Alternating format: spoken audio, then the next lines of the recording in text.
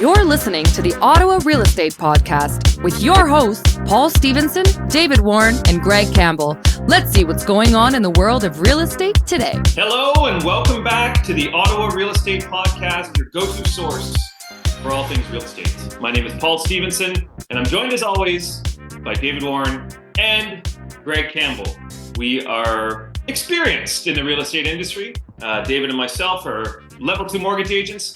Greg Campbell is a very experienced realtor and partner over at TCMG. Gentlemen, start your engines. How are we? What do we? I'm good. I like you got the Man U jersey going. Greg's got the gun show going. Yeah. It's summer. It's summer. That's what's happening. Yeah. Yeah, no, it's funny. I was outside yesterday. You can see my pristine lawn here, in the background. Was outside doing some landscaping yesterday with Madden, landscaping, gardening, cleaning up the yard basically. But love it. It's been a scorcher recently. So I wish there was a big pool behind me, but unfortunately not here. Not in the cards. What have you guys been up to? How's the week so far? Week's good so far. Just had a nice weekend. Week is okay. There's lots going on. I mean, things are happening. Just happy it's summer and spending some more time with the kids too. It's good. Everything's great. Yeah, everything's great. It's certainly been, most everyone that listens and probably been reading headlines knows that the Bank of Canada made a rate decision last week, which I know has resulted in yours, Paul, and my phone's ringing nonstop, and I'm sure Greg's probably fielded a few himself, but on how it impacts people. So as you all probably know, the Bank of Canada made another decision, a back-to-back month decision of another quarter point drop to 4.5% as their policy rate. It means that bank prime down to 6.7. And it was interesting to see. I don't know if you guys saw it, but all the big 6 banks are actually aligned as far as their forecasts the rest of the year, expecting 2 further decreases by Christmas, which is a very interesting change because they typically are not on the same page and would actually, though, put everything in line that, most of the banks at the beginning in January were forecasting a full 1% drop this year. It's going to happen, not spaced out over the year, but pretty quickly. Which I think is an interesting move, and it's kind of it'll be.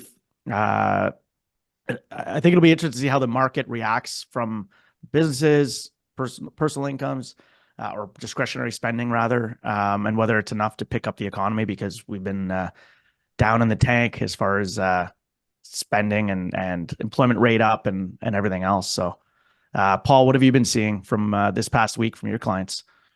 Same thing, yeah. Lots of questions. Same like last time. Every time, same as last time. Whenever there's that announcement, you get messages from pre-approved clients, existing clients that are closing in a week. Everyone's wondering how it impacts them. So I think it's just important, again, have those conversations with your professional. But we have seen the bond rates also decrease, which is always hilarious because we always talk about how they're not correlated, and then sure enough they seemingly are. So the bond rates, I think when I looked this morning, we're sitting just about 3%, 3.18, I think. So they have come down very slightly, but we have seen some lenders reduce their fixed rates as well. So, fixed rates are sitting kind of mid-4s now in some cases, which is great. Kind of, they've stagnated a bit. They were sitting around 5, and then, they're sitting around 5.5 for a while. So we're kind of seeing that periodic kind of lowering as well. And I would say the market, in all fairness, has remained steady. Like, I wouldn't say it's, it hasn't stimulated the market. It hasn't crushed the market. Like with these changes, it does seem to be kind of staying gradually consistent. So, maybe they're actually doing it properly. I don't know, I think we're still seeing a lot of transactions happening. Homes are sitting. I think, Greg, the average days right now is probably about 30 days, give or take. But, we're getting APSs. People are still looking at homes. It's summer. So historically it's going to be slower. It's going to be, less people out shopping, but it seems like it's been pretty steady, to be honest. I'm interested to see what the numbers look like for July, because I'd imagine that compared to May and June, which were both pretty flat, that we might actually see similar numbers, whereas typically in August, July, we see kind of dips in the transactions. So Yeah, I don't know. It'll be interesting to see how this shakes out. If they do another 2 rate drops, I think, come spring next year, we're going to see the market actually kind of take a turn. But I would guess we're probably looking at another, 12 to 18 months before we see things kind of settle and the market maybe go back to where we would expect it to have been, a couple of years ago. But also, we're on the onset of an upcoming election next fall at the latest. So, who knows how that's going to shake things up. There's going to be a lot of headlines. We know there's going to be a lot of headline pushing as far as like making sure that the most amount of people see one specific side's headlines and their direction. So we all know that influences people's decisions, and it'll be interesting to see how that all shakes out over the next, 12 to 18 months. I'm going to make a comment about showings here, Dave, if you don't mind me jumping in there first. Do it. So we've listed a few properties that are priced well, and I've seen a lot of properties in all sides of the city over the past couple of weeks. And what I will say is that all of my buyers, even the ones that have seen like 20 homes, they're just like not impressed with any of them, don't want them, waiting. There are some that are listed where I've been calling agents that I know, because on some of ours, we had one that came out 0 showings in 10 days. I called the other agents. They've been on for maybe 2 weeks. One was on for 2 weeks. One was on just a little bit under the 10 days. Same thing. No showings at all. I've seen a couple properties that were actually very well priced, very nice homes. They've been on for 10 days, I think. I figured they'd be sold, not sold. Price, I'm talking like big 4-bedroom homes, like older 4-bedroom homes in Orleans, 800,000, not moving. Tons of space, great yards, just sitting. They need some updating, obviously, but just those homes would have been over $1 million like that previously. Mm-hmm. So my bet, or my conversations that I'm having now after being in the field and seeing all this product not moving, is I'm telling buyers that what I'm seeing is similar to a traditional August, but I'm finding personally that it's a little bit slower. It's not going to be the same everywhere, obviously. And from everyone's experience, that comes in waves for each realtor or their team.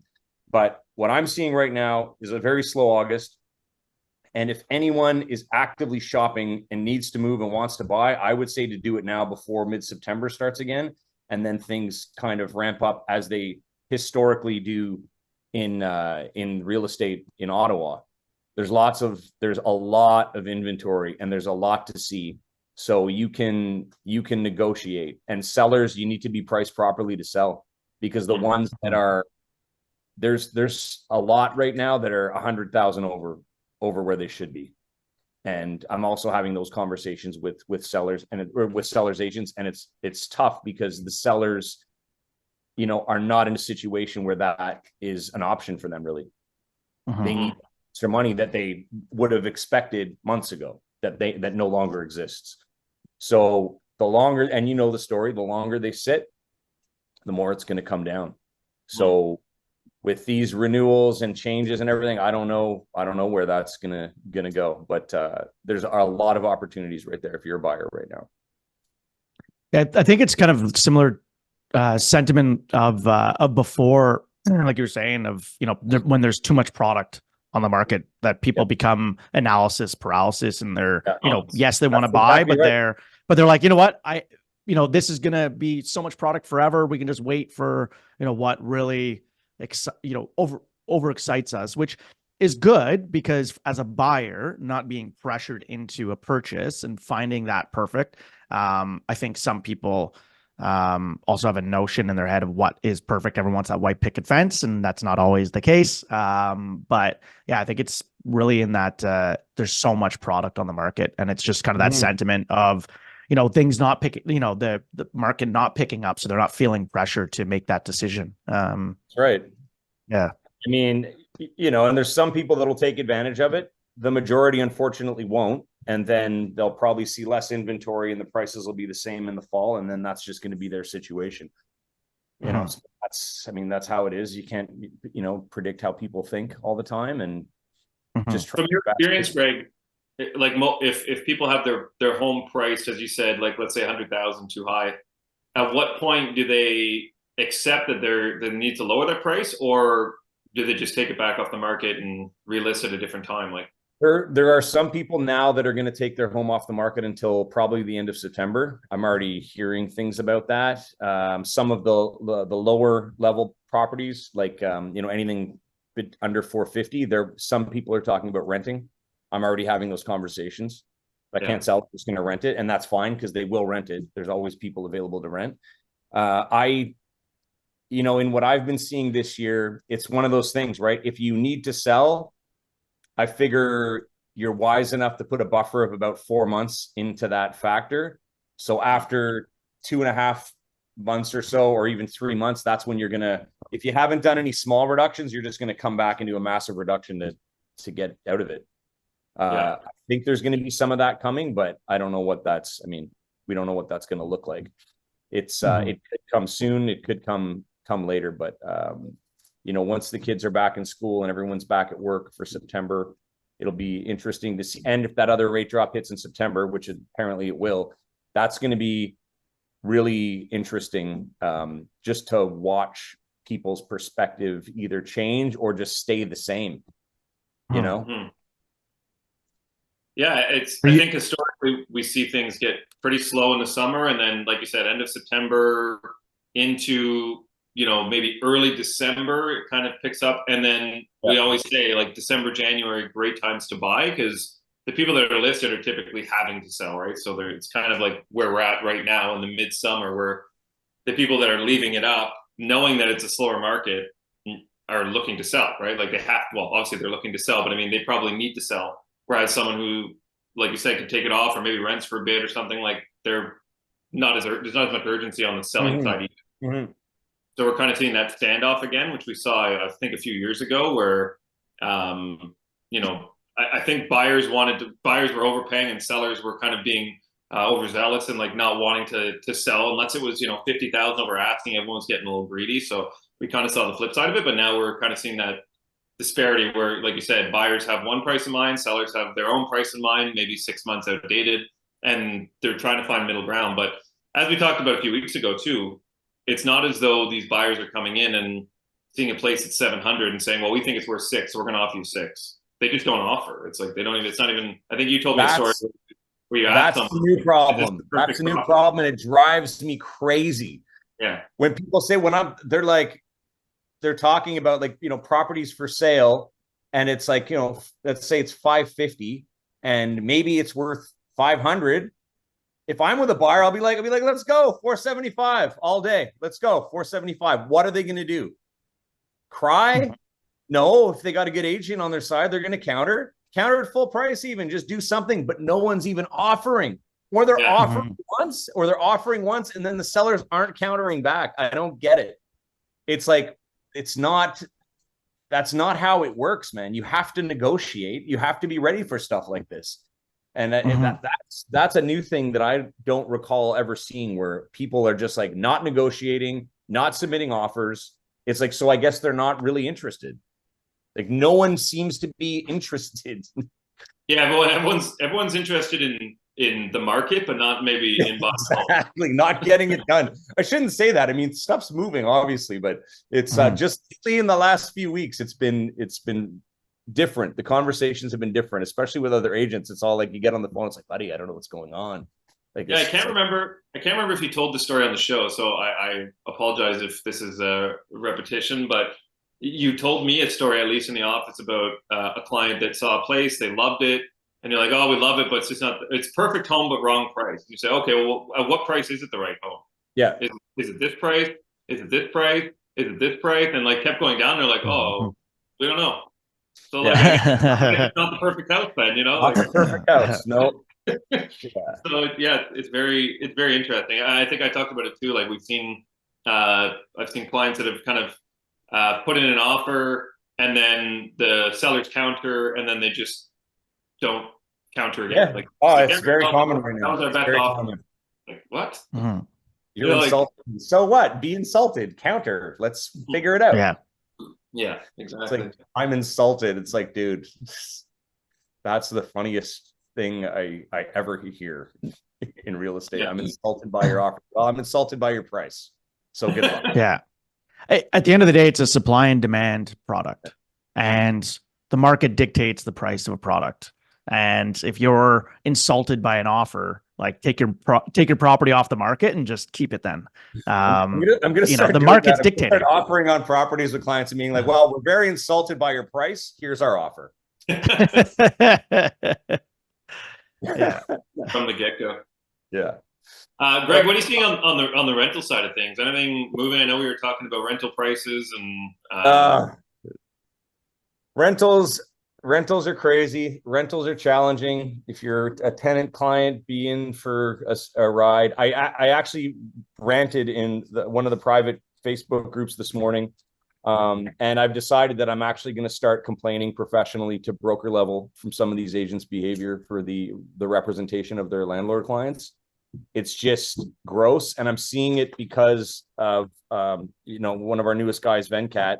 He's doing tons of rentals because that's, where the money is and where you gain the experience. And he is, stop, girls, please. You're banging on the table. It's hitting the microphone. Okay. Just stop for a bit.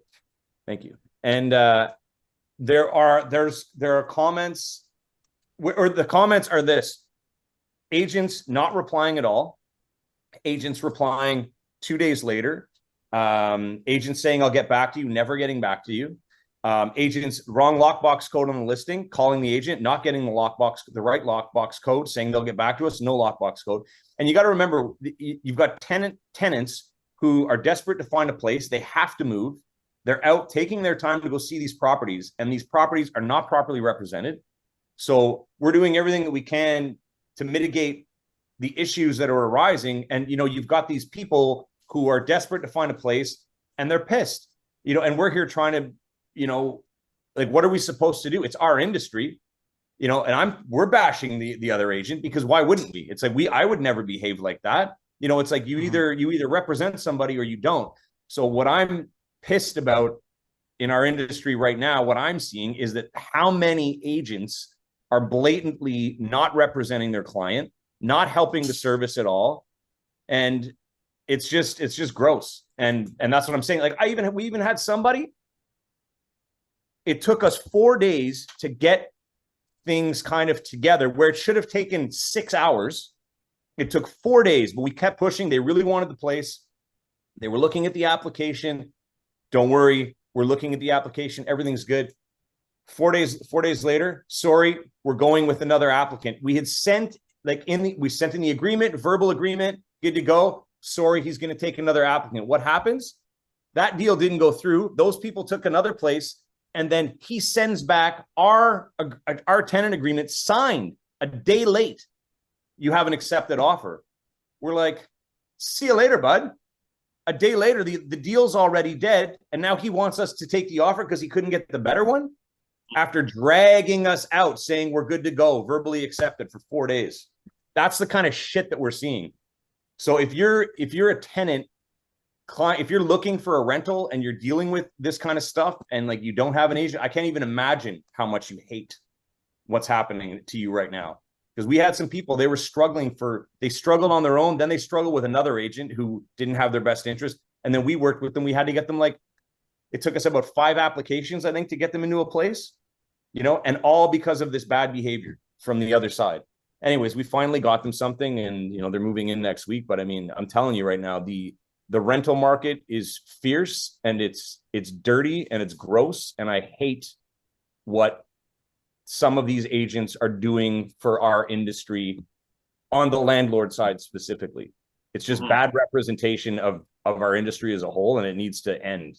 That's why I'm saying I'm not one to complain about shit, but you can hear me right now. I'm ready to write professional letters to the broker saying your guy needs a slap, or your girl, whatever. You need a slap because this is the kind of shit that makes people pissed like me. and the clients, man. There's a reason why he's got the guns out. He's got the guns out. He's ready to go. Big stuff's ready to go. Fired up. Fired up. Law and order. He's ready. This is brutal. but it's but that's what we're seeing. So, and that's not how I do business. We've got a lot of happy tenant clients right now because we're working our butts off to get it done.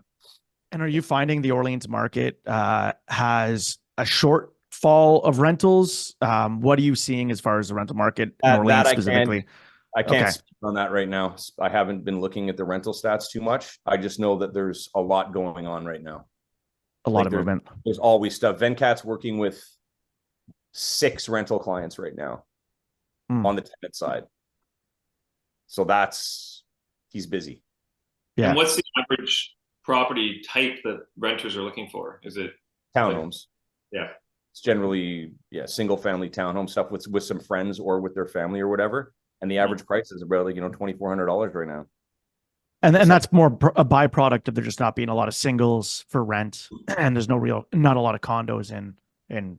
Depending on where you're looking. That's like a townhome is a lot of the product that people are renting out. Yeah, because that's a lot of the product that investors bought, previously during the rush, or that own, because single family home usually you're going to get a family, but there's a lot of them now.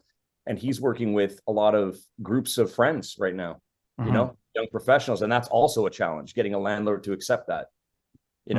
Lords are, they want, I want this family in my home. And it's like, well, you know what? A lot of those families are also not looking for rental homes either. They're looking for something to buy. So you're going to get a lot of a mixed match of tenant options. Yeah. Well, I think speaking of the, I'll go back to not a great segue, but earlier would have been a better segue about the summer months in August. Yeah, we did it. We ended up doing a full show, guys. I know. Always the way. Yeah. It's exciting. Yeah. Is this a segue? Is this let's go? Well, we'll edit this out. This dead space who's for sure. Who's announcing it? Am I announcing it? Anyone? There, go for it. I'll go ahead. So, to our cherished viewers and listeners, we will be taking a hiatus for the month of August. We are working on some ideas to what we believe is enhance the show, make it bigger and better, offer and deliver more value to you. And we feel that this break is necessary for us to take it to the next level, which is where we want it to go. So we, thank you extremely for your viewership, listenership, and we want you to, we would like you to, if you are up to it, we're going to have a link in the descriptions to a form asking about what you would like to see more of on the show, what you love about the show, what maybe you don't like about the show, whatever. It's just about the show and how you feel about it. Sure. So if you can take the time to fill out that form and give us some feedback, we desperately want that so that we can implement it in our upcoming episodes when we're back in the fall. Other than that, I think anyone have something to add to that? Yeah, I mean, we take this break usually every year. We take a month off. I think it's usually in July, so we pushed it a month because there was a lot of things happening in the market, and we do have some new announcements, some new ideas, some new sponsors coming in a month's time. So very excited. We just want to get bigger and better, and like anything, just like the Bank of Canada, we're going to take a pause. Hey, we're going to take a pause, as Dave said, and then hopefully we'll be increasing our performance after the break. Unlike the Bank of Canada, we'll be increasing. So recharging the batteries. Recharging the batteries. Time. Well, should we get into some mood boosts at that? I have some great ones to go out on. We can go out swinging here. Number one, what's a lawyer's favorite drink? Subpoena colada. Subpoena colada. I like it. Mm-hmm. Number two, I was thinking I should do lunges to stay in shape. That would be a big step forward. These are good. Mm-hmm. Last but not least, my friend wants to become an archaeologist, but I'm trying to put him off it. I'm convinced his life will be in ruins. Those are pretty good. Yeah. Pretty good. Going out strong, Paul. Pretty Going good. out strong. We had to go out strong. So, yeah, recap. We'll be back in a month's time, first week of September. Thank you for listening. This will give you time to go catch up on some old episodes, check out some reels. Subscribe and follow us, on our socials. And we'll make some announcements as to the exact dates we'll be back. And thanks as always for listening. We love you. Have a great month. Deuces.